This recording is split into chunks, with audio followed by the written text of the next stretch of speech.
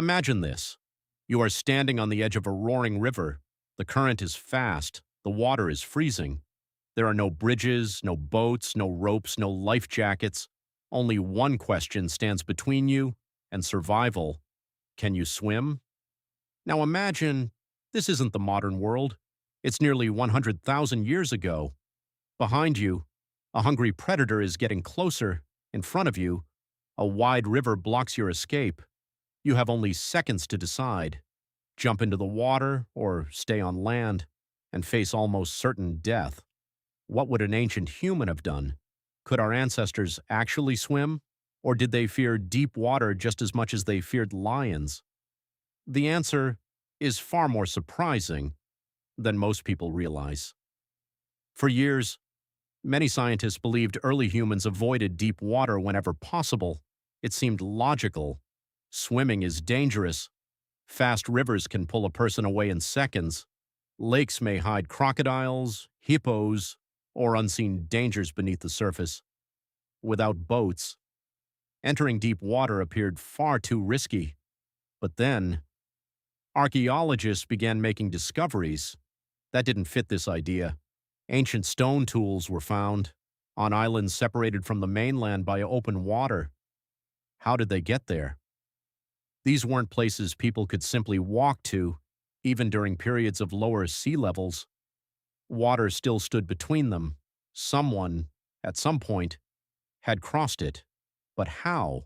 Did they build simple rafts? Did they float on logs? Or did they already know how to swim? The mystery became even greater. When scientists discovered something else, early humans didn't just live near rivers, they often settled beside them. Why? Because rivers offered everything needed to survive: fresh drinking water, fish, shellfish, birds, animals that came to drink, and fertile land where edible plants could grow. A river wasn't just water, it was life itself. Every morning, families gathered near its banks, children played in the shallow edges.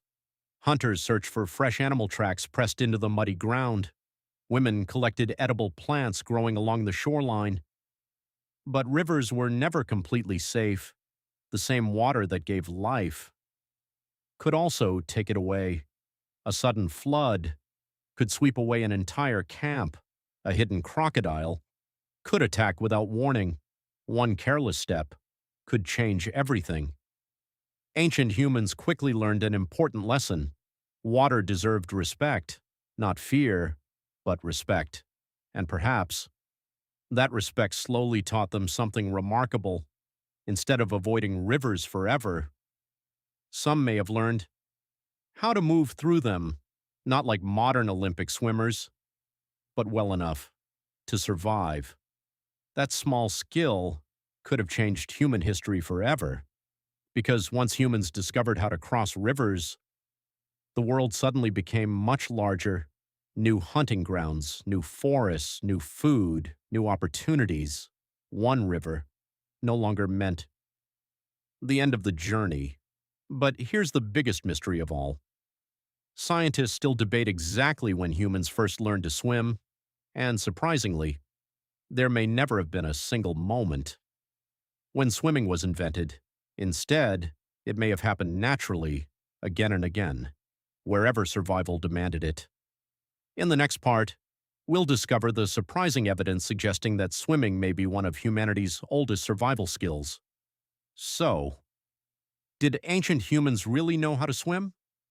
The truth is, no one left behind a written answer. There are no ancient books, no cave paintings showing swimming lessons, and no prehistoric instructor saying, "This is how you float." But scientists don't rely on stories alone. They look for clues, and those clues are everywhere.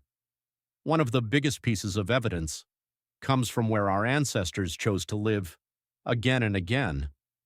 Archaeologists have discovered prehistoric camps near rivers, lakes, wetlands, and coastlines. This wasn't an accident. Water meant survival. It provided fresh fish, freshwater mussels, crabs, turtles, and edible plants growing along the shore. Many of these foods couldn't always be collected. Without entering the water, imagine standing knee-deep in a shallow river, trying to catch a slippery fish with nothing more than your hands or a sharpened wooden spear. One wrong step, and the current could pull you away. Over time, anyone living beside water would naturally become more comfortable in it. Children, especially, learned by watching adults. At first, they may have splashed in the shallow edges, then walked through deeper water. Eventually, some probably discovered that moving their arms and legs kept them floating. Not because someone taught them, but because survival became the teacher. Even today, many children around the world who grow up near rivers learn to swim naturally without formal lessons. Could the same thing have happened hundreds of thousands of years ago? Many researchers believe it's entirely possible. Then came another remarkable discovery. Archaeologists found evidence that ancient humans reached islands long before advanced ships existed. One famous example is the island of Flores in present-day Indonesia. Scientists discovered ancient stone tools there, dating back hundreds of thousands of years. But Flores was never connected to the Asian mainland. Even when sea levels were much lower, open water still separated the island. Somehow, early humans crossed it, perhaps on simple wooden rafts, perhaps holding onto floating logs, or perhaps by combining basic floating skills with primitive boats. Whatever the method, one thing became clear: our ancestors were not always afraid of water. In fact, water may have become one of humanity's greatest highways. Rivers carried people, coastlines guided migrations, lakes supplied food. Instead of acting like barriers, water often became the path forward. But that doesn't mean every ancient human was an excellent swimmer. Far from it. Fast rivers, powerful waves, and deep lakes remained incredibly dangerous. Many people probably drowned. Others may have avoided deep water completely. Just as today, some people swim confidently, while others never learn. Ancient humans were likely no different. Swimming wasn't a sport, it wasn't entertainment, it was a survival skill, used only when necessary, and sometimes that single skill made the difference between reaching tomorrow or disappearing beneath the water forever. But if ancient humans spent so much time near rivers, how did they protect themselves from one of the deadliest hunters on Earth? The answer lurks just beneath the surface, because long before sharks became famous, there was another predator waiting silently in the water. Imagine, you've just crossed a shallow river. The water reaches your waist, the current is gentle, everything seems peaceful. Then, without warning, the surface explodes. A giant crocodile launches from the water. Before you can react, it's already too late. For ancient humans, this wasn't a nightmare. It was a real danger. Millions of years ago, many rivers in Africa were home to enormous crocodiles. Some grew over 6 meters, nearly 20 feet long. They didn't chase their prey. They waited, perfectly still, almost invisible beneath the muddy water. Then, in a single explosive movement, they attacked. Ancient humans knew this. That's why they rarely entered unknown water without caution. Before crossing a river, hunters carefully watched the surface. They searched for ripples, floating eyes, fresh tracks in the mud, broken reeds along the riverbank. Every tiny detail could reveal a hidden predator. Sometimes, they even threw stones into the water first, not to scare the crocodile away, but to discover if something dangerous was already waiting beneath the surface. And crocodiles weren't the only threat. Hippos, often seen today as calm animals, are actually among the most dangerous large mammals in Africa. They protect their territory fiercely. A person entering the wrong part of a river could trigger an attack in seconds. Then there were fast currents. Unlike a predator, a river gives no warning. One misplaced step, one slippery rock, one hidden hole beneath the water, and the current could sweep a person downstream. Ancient humans respected rivers because they understood. Nature didn't forgive mistakes. This is why. Most crossings probably happened at the safest locations: shallow water, slow-moving currents, wide riverbanks, natural stone crossings. Experienced elders likely remembered these places and passed that knowledge to the next generation. Knowledge was just as valuable as strength. But despite all these dangers, humans kept returning to the water. Why? Because the rewards were simply too great. Fish provided valuable protein. Freshwater shellfish were easy to collect. Animals gathered near rivers every morning, making hunting much easier. Without rivers, many human communities could never have survived. So instead of avoiding water, they learned to understand it, to observe it, to respect it, and, when necessary, to cross it. Perhaps that careful relationship with rivers helped shape something even greater, because every successful crossing opened a new world, a new valley, a new forest, a new coastline, step by step, river by river. Humanity expanded across continents, but one enormous question still remains. If ancient humans could swim, could they also cross the sea?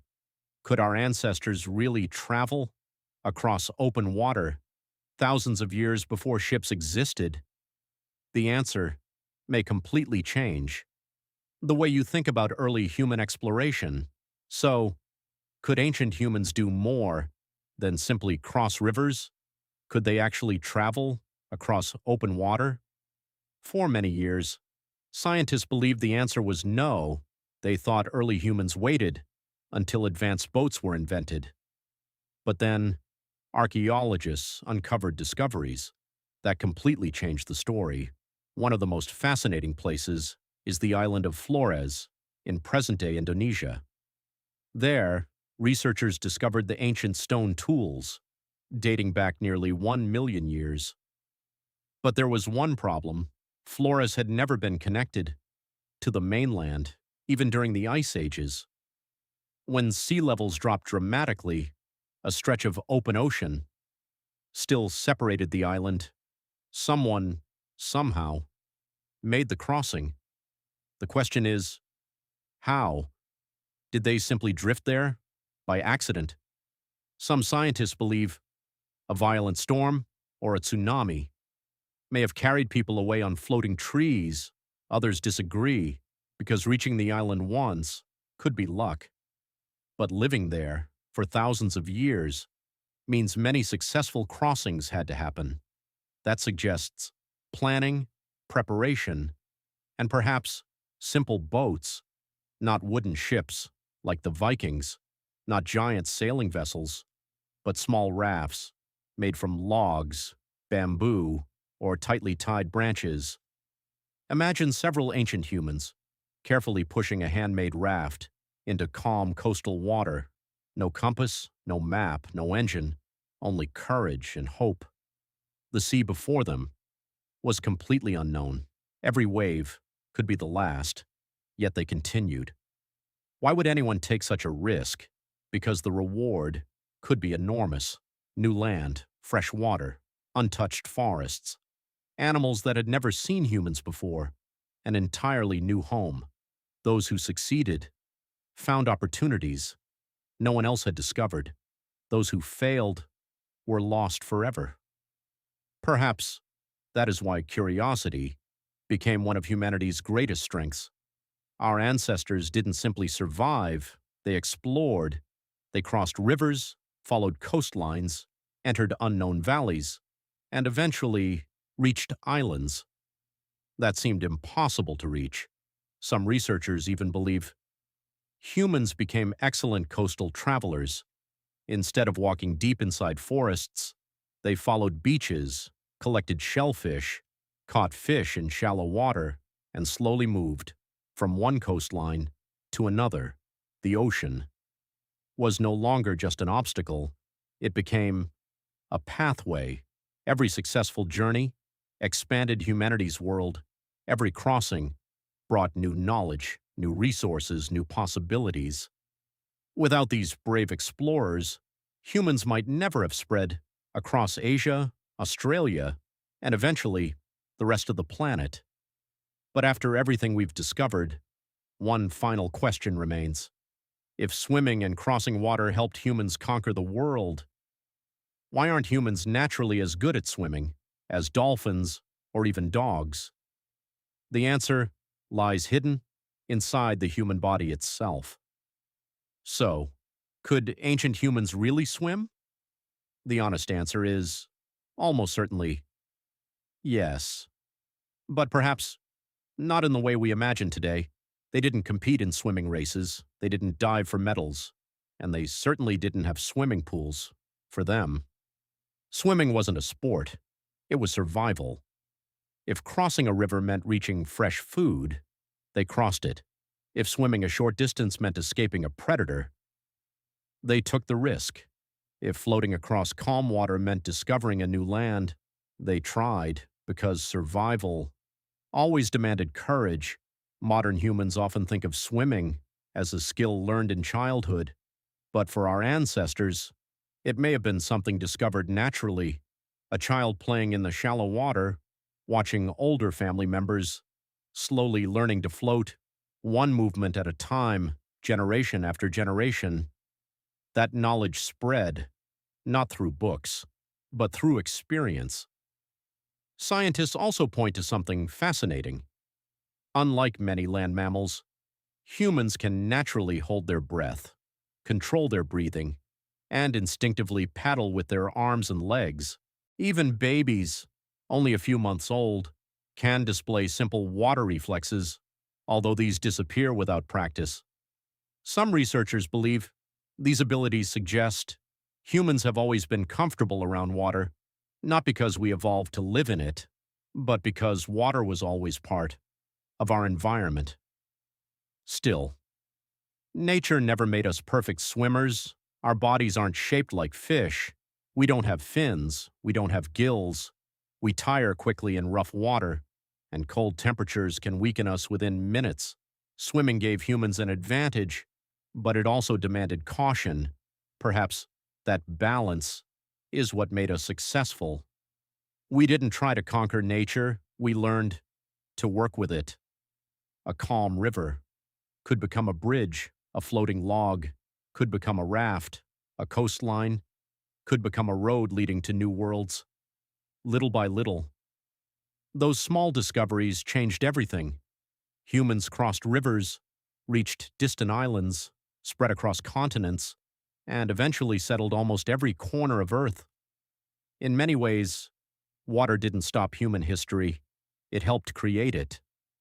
So, the next time you stand beside a river or swim across a quiet lake, remember, you're taking part in a skill that may have helped your ancestors survive hundreds of thousands of years ago, a skill that carried humanity beyond familiar lands into the unknown. Perhaps the greatest achievement wasn't learning how to swim, it was finding the courage to enter the water when no one knew what waited on the other side. If you enjoyed discovering the hidden history of ancient humans, be sure to like this video, subscribe for more documentaries about human evolution, ancient civilizations, archaeology, and the incredible survival stories of our ancestors, and tell us in the comments, do you think you could survive 1 week using only the skills of an ancient human? Thanks for watching, and we'll see you in the next journey through human history.